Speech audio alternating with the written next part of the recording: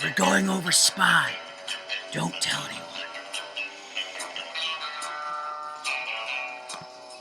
Yes, in case you haven't noticed my terrible acting, we are going over Spy today with Melissa McCarthy and the brilliance of Paul Feig or Feig, however you say it. Yes, the man behind The Heat, Bridesmaids, the new Yahoo TV show or Yahoo show, I would say. Uh, Other Space. You should definitely check that out if you haven't already. Really good. It's got really funny people in it, real good comedy, just like Spy. And let's just be honest, Paul Feig knows what the hell he's doing here.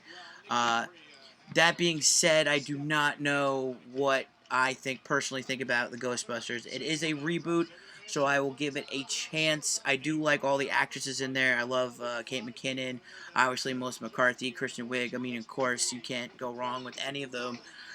So we shall see. But it's not about Ghostbusters. It's not about reboots. It's about Spy. A spy movie about spies, conveniently. But let's start with, well, it's directed and written by the comedic mind of Paul Feig, like I've already said. If the name sparks a brain nerve, if it were, it's because you've seen his stuff before. Like I said in the beginning, it's actually because he's been around. He's acted a lot of films. You probably recognize him. He did, like I said, The Heat, Bridesmaids. I mean, not to mention he's directing a straight up reboot of Ghostbusters. Blah blah blah. Then I'll go past. Now, here's where it gets interesting. And yet, he does it again with this film. It is quite hilarious, and you don't really stop laughing, which is what Feig does in most of his projects. He tends to take comedy to, I wouldn't say another level, but on a level where it's a nice constant. Because he has an interesting way of comedic timing, he has an interesting way of using comedic actors, such as McCarthy, such as Kristen Wiig, and all these other these fantastic actors. Um, not to mention somewhat great, like I said, somewhat great use of the actors here. I mean, come on, you got Melissa McCarthy, Rose Byrne is in this as well. Marina Baccarin, you've probably seen her in. There was a show that she did, a reboot of V. She has done. Oh, she was in Gotham as the as the girlfriend of the main character.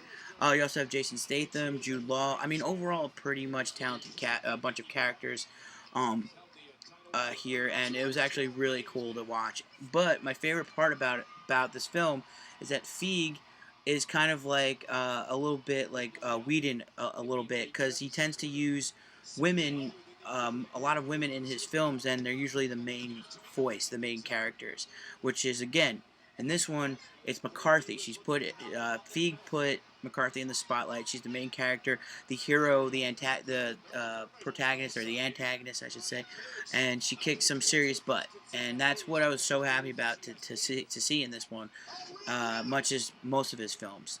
Now, I actually thoroughly enjoyed myself watching this one. I was widely entertained with it. It was a good comedy with a decent story to follow. The only problem I can think of is that they made Statham a bit of a bigger idiot than he's usually like. It wasn't his character that he plays mostly. Like, he doesn't play the moron. He plays like the smart Alex stunt guy or the badass villain. It was a very interesting take that Feig gave him. I mean, the right word would be clumsy, and arrogant would be a better wording. Um, it was just interesting the way that Feig took the character, and I was interested throughout the whole entire thing. So it didn't even matter. To me, I like Jason Statham. I like what he does. I mean, he was in Fast and Furious 7. He was awesome in that as well. So you should definitely check that out if you haven't done already, which you probably already did. Um, you let's see. I mean, the story is pretty interesting because she goes from a op tech operative to from helping somebody who's in the field at all times to an unknown agent who's in the field now. So it's a bit of a flip flop. I mean, it's obvious. It's predictable. This film it was very predictable. But again, it was mostly about the comedy and the timing with Feig's writing. I mean, it just every time he does it, it works. Like bang, bang, boom. Like especially when you got McCarthy playing roles, and you also have shit. I can't remember her name right now. I'll probably remember later. I'll probably put it somewhere.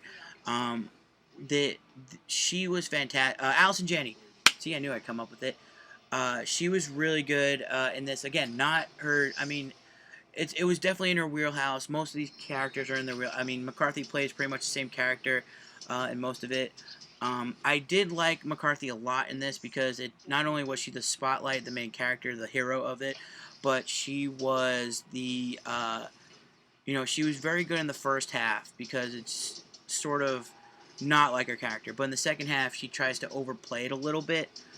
Because as soon as she became she has an alter ego called Amber Valentine, and it was still hilarious. It's still funny to watch, but it was just funny that she took it to a real weird level where it was a little bit of over top of acting. I mean, the cursing. There's a lot of cursing. There's a lot of sass in this, so I will definitely say check. Look, all overall, this movie is great. It's hilarious. You should definitely check this out. Definitely worth a viewing or two. Um, it's got great writing. It's got great acting, great comedic timing.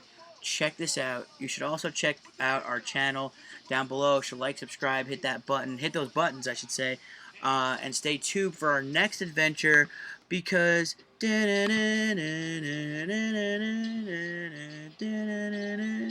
you catch that? Because if you did, you know what's next. Bye.